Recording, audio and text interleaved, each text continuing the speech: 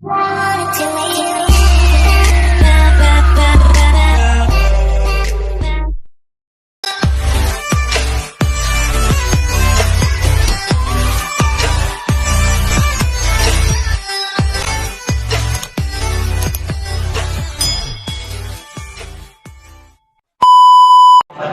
pa namin nakakapag-attend ng plenary ang pinag-uusapan natin. Pwede pa kayo makahabol hanggang December. So, hindi nabanggit ko rin po yung mga bayarin. No? Meron pa po kayo kako, yun pong last September ito, or October, sorry, and then last month sa San Lorenzo. Meron pa po kayo kako hanggang December. Ang hindi pa po natin na mga uncollectible payment po na hindi pa po talaga na uncollectible eh. 58,000 pa po ang ating supposedly bayarin sa ating organization. And ito po ay nung po September. Pero ngayon pong December, may bago pong inilabas si Ma'am Hazel, pero hindi pa po final yon kasi ibinigay niya sa akin last month, katapusan ng November. So may mga nag-comply po. Okay, for sure, may marami po nakapag-comply. So, ngayon, napag-usapan ng BOT na ang ating pong payment, kasi nakita ko nga, based doon sa meeting namin ng nakarahang BOT na consider na yung municipal or district attendance, BOT, MC, no? Kasama na nga rin yung plenary. So, ang kalalabasan po ngayon, sa payment po talaga tayo papasok, no po? Now, alam po natin ang ibig sabihin, no? Wala po tayo mag-alis. Right? And, ang municipal district, andito naman po lahat sila. Maliban lang kay Professor Dutz. Halos andito po yung 12 towns. Tama ba si Prof. Dutz na Mayo? No?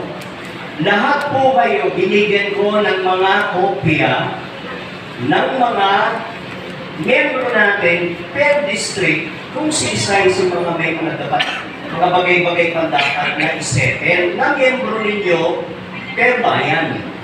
Hello, tama po ba? So, kahit nga po hindi na Pastor Bobby ilagay doon sa, no? Pero doon sa sinasabi ni Pastor Bobby na ilalagay sa JC, kasi sa district na next year, upuan ng BOT para maisasap. So wala pa naman tayo isagot doon.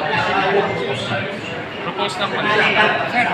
So, note na lang po para sa susunod na sessions ng BOT, pag-usapan. Kasi maganda po idea. Maganda. Marami pa po tayo sabi ko nga kay June, pwede ba natin isama din yung disability? Disability, bawa, yung pasto.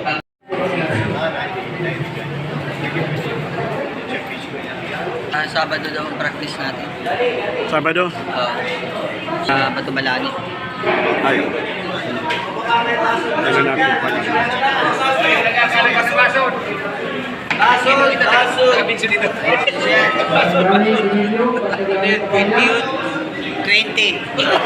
December 20. Christmas party. Kasawawala. sige po. Ipagalami natin sa mga kukuha ng picture, kaya responsible sa mga pictures kung saan napupunta ang pictures natin. At yung mga nag-serve po sa atin, sige po kayo dito rin naman kahit. So, kalimutan ko na rin kayo hindi dapat. Bakit? Ay, marunong kong picture kayo kung kayo po yung mag-focus sa ating picture, hindi na naman. Mag-pray na naman si Chairman. Baka gusto na naman ako yan. Fake news yan, fake news. Nagturo ba niya?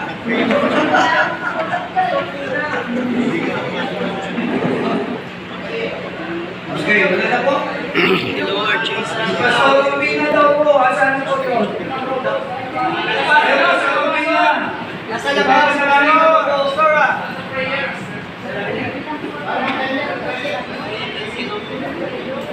Dito na po ang libre. Dito na po, Pastor Pina. At,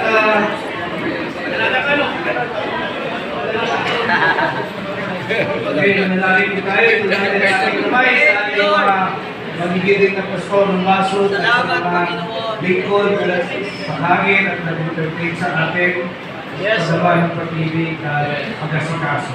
Ama naming Diyos, buhay, salamat sa buhay ng aming mga kamagagawa, mga pastor dito sa Basud, Panginoon, at maging ang mga worker na ito, Panginoon, na siyang ginamit mo upang lugod ang mga pastor sa lugar na ito sa aming pagpupulong. Hayaan po, Panginoon, na ang ilang ulit na pagpapala ay buso sa kanila, ang proteksyon sa pisikal at patuloy na kakayanan at kalakasan spiritual ang sa mga nila, Panginoon. Palain po ang lugar na ito ng Baso na magiging po, Panginoon, kahuwaran ng munisipalidad, hindi lamang sa pisikal at sa politika, Panginoon, kundi maging sa religious sector.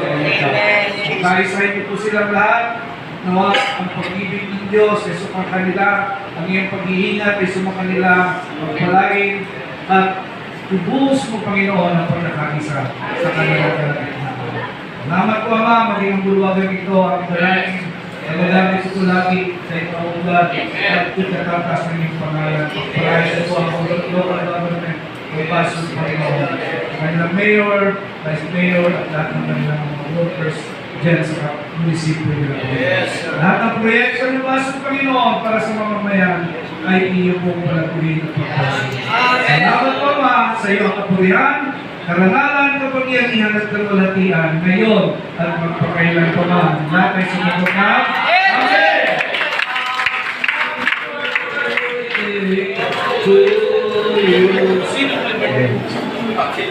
Para po sa mga pastors ng Baso, paiwan para po tayo.